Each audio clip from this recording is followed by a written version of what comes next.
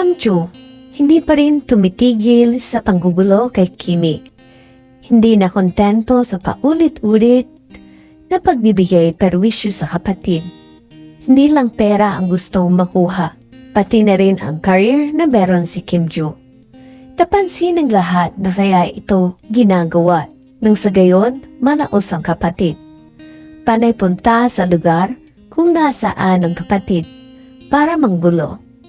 Kalat nga rin ang pagbangga daw umano sa service ni Kimi papuntang trabaho. Madalas din na nag-aabang sa parking. Grabe ang galit pa rin. Kaya siguro lalong nag-iiskandalo.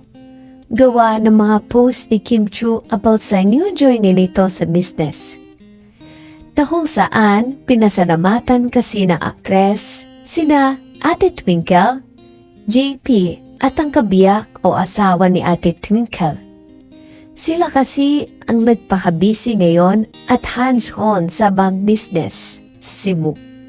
Ni hindi binanggit sila Ham.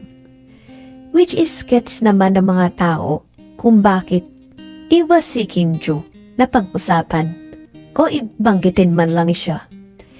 Siya ang mas may karapatan na magalit. Maraming nawala sa kanya.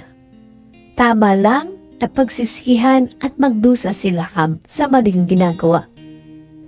Ayon nga sa mga ibinahanging komento, kung naging maayos lang sana sila Ham at hindi nasilaw sa yaman, hindi sana hindi ka kinakaya ng mga kapatid. Mas talo silang nagagalit sa iyo, imbis na humingi ng tawan at harapin ang mga ginawang mali. Nakuha mo pang magpapansin kung saan nagtatrabaho si Kimi para gumawa ng mga eksena. Anong senior ito sa mainit-init na update?